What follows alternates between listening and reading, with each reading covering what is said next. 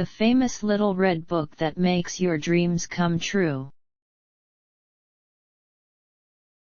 A clear, definite, common-sense plan of accomplishment. All you joy would win must share it, happiness was born a twin. Byron. Send it works to your friends. The authors sent the manuscript of this book for criticism to a friend who returned it with the notation, "It works." This judgment born of experience was adopted as the title of the book. A concise, definite, resultful plan with rules, explanations, and suggestions for bettering your condition in life. If you know what you want, you can have it.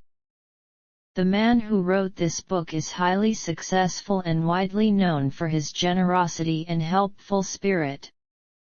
He gives full credit for all that he has accomplished in mastering circumstances, accumulating wealth, and winning friends to the silent working out of the simple, powerful truth which he tells of in his work. He shows you here an easy, open road to a larger, happier life. Knowing that the greatest good comes from helping others without expecting praise, the author of this work has requested that his name be omitted. What is the real secret of obtaining desirable possessions? Are some people born under a lucky star or other charm which enables them to have all that which seems so desirable, and if not, what is the cause of the difference in conditions under which men live? Many years ago, feeling that there must be a logical answer to this question, I decided to find out, if possible, what it was.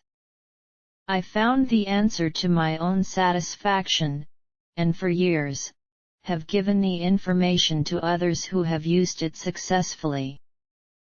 From a scientific, psychological, or theological viewpoint, some of the following statements may be interpreted as incorrect, but nevertheless, the plan has brought the results desired to those who have followed the simple instructions, and it is my sincere belief that I am now presenting it in a way which will bring happiness and possessions to many more. If wishes were horses, beggars would ride, is the attitude taken by the average man and woman in regard to possessions. They are not aware of a power so near that it is overlooked, so simple in operation that it is difficult to conceive, and so sure in results that it is not made use of consciously, or recognized as the cause of failure of success. "Gee, I wish that were mine," is the outburst of Jimmy, the office boy, as a new red roadster goes by, and Florence, the telephone operator, expresses the same thought regarding a ring in the jeweler's window, while poor old Jones, the bookkeeper, during the Sunday stroll, replies to his wife, "Yes, dear, it would be nice to have a home like that, but it is out of the question. We will have to continue to rent." Landom, the salesman, protests that he does all the work, gets the short end of the money, and will someday quit his job and find a real one, and President Bondum, in his private sanctorum, voices a bitter tirade against the annual attack of hay fever. At home it is much the same. Last evening, father declared that daughter Mabel was headed straight for disaster, and today, mother's allowance problem and other trying affairs fade into insignificance as she exclaims, "This is the last straw. Robert's school teacher wants to see me this afternoon. His reports are terrible, I know, but I'm late for bridge now. She too have to wait until tomorrow."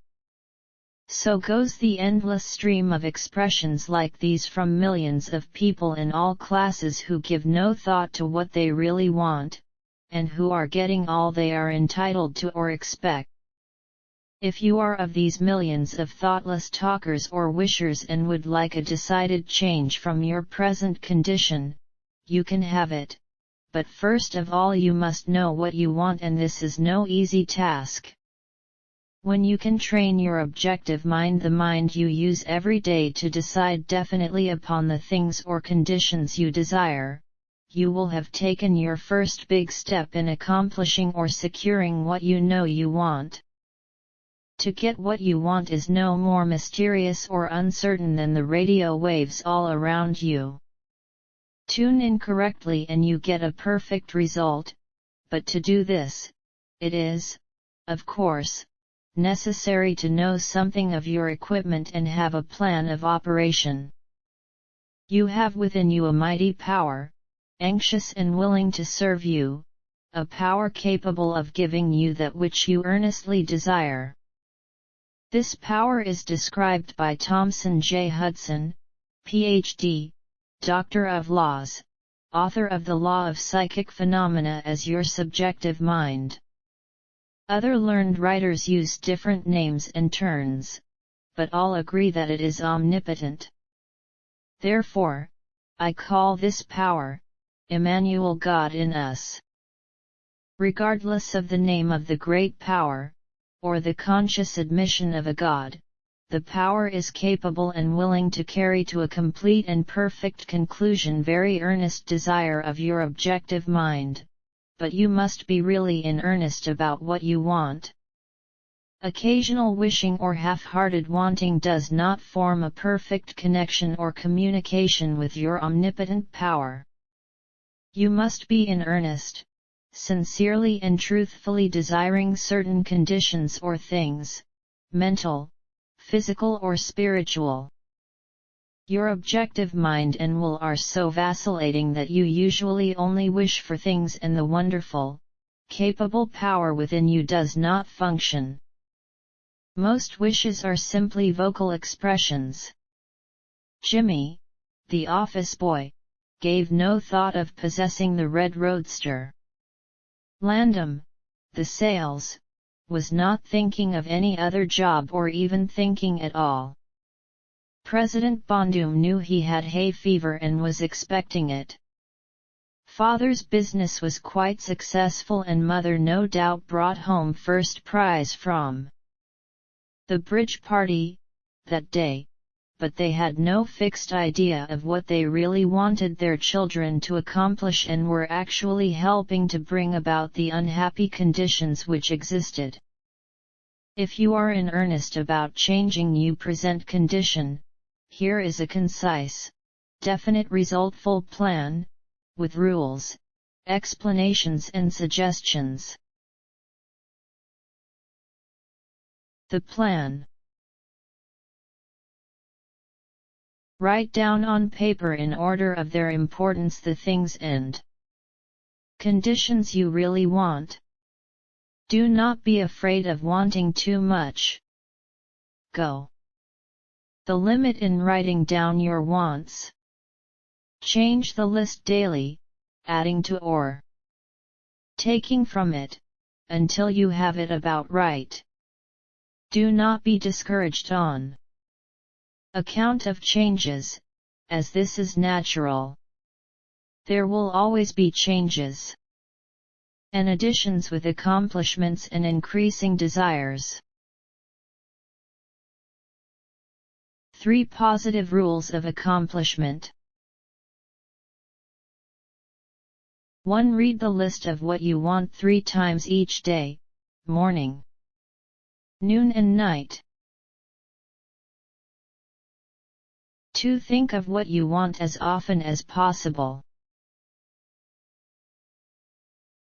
3. Do not talk to anyone about your plan except to the great power within you, which will unfold to your objective mind the method of accomplishment. It is obvious that you cannot acquire faith at the start. Some of your desires, from all practical reasoning, may seem positively unattainable, but, nevertheless, write them down on your list in their proper place of importance to you. There is no need to analyze how this power within you is going to accomplish your desires. Such a procedure is as unnecessary as trying to figure out why a grain of corn placed in fertile soil shoots up a green stalk, blossoms, and produces an ear of corn containing hundreds of grains, each capable of doing what the one grain did.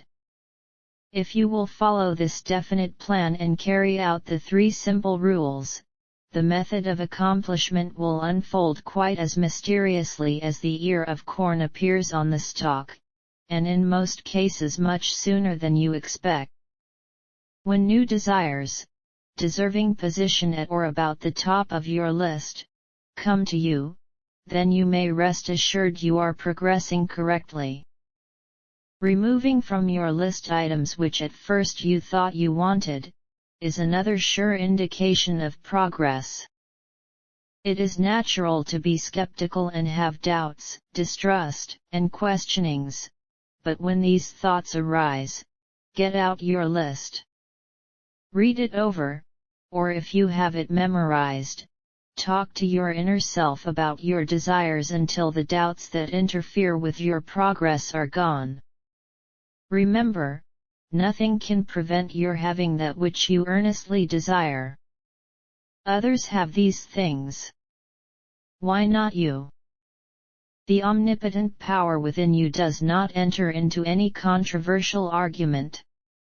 It is waiting and willing to serve when you are ready, but your objective mind is so susceptible to suggestion that it is almost impossible to make any satisfactory progress when surrounded by skeptics. Therefore, choose your friends carefully and associate with people who now have some of the things you really want, but do not discuss your method of accomplishment with them. Put down on your list of wants such material things as money, home, automobile, or whatever it may be, but do not stop there. Be more definite. If you want an automobile, decide what kind, style, price, color, and all the other details, including when you want it. If you want a home, plan the structure, grounds, and furnishings.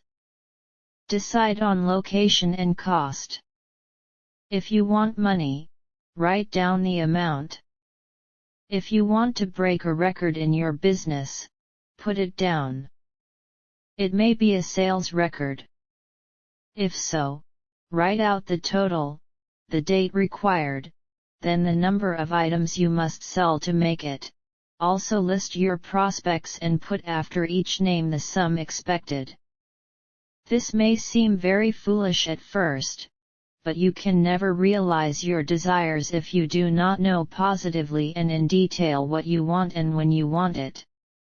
If you cannot decide this, you are not in earnest.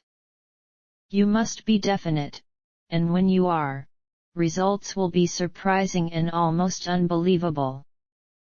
A natural and ancient enemy will no doubt appear when you get your first taste of accomplishment. This enemy is discredit, in form of such thoughts as, "It can't be possible, it just happened to be. What a remarkable coincidence."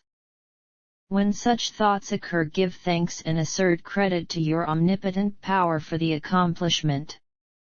By doing this, you gain assurance and more accomplishment, and in time, prove to yourself that there is a law, which actually works, at all times, when you are in tune with it. Sincere and earnest thanks cannot be given without gratitude, and it is impossible to be thankful and grateful without being happy. Therefore, when you are thanking your greatest and best friend, your omnipotent power, for the gifts received, do so with all your soul, and let it be reflected in your face. The power and what it does is beyond understanding. Do not try to understand it, but accept the accomplishment with thankfulness, happiness, and strengthened faith. Caution.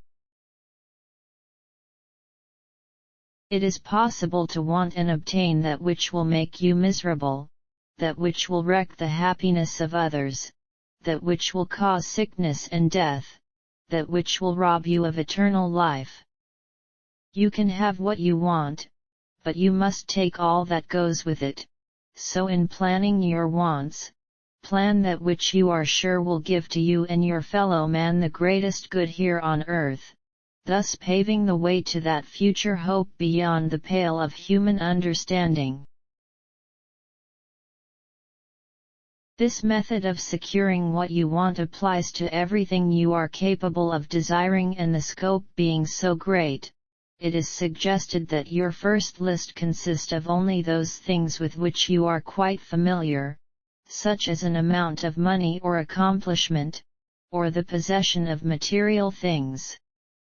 Such desires as these are more easily and quickly obtained than the discontinuance of fixed habits, the welfare of others, and the healing of mental or bodily ills. Accomplish the lesser things first. Then take the next step, and when that is accomplished, you will seek the higher and really important objectives in life. But long before you reach this stage of your progress, many worthwhile desires will find their place on your list. One will be to help others as you have been helped.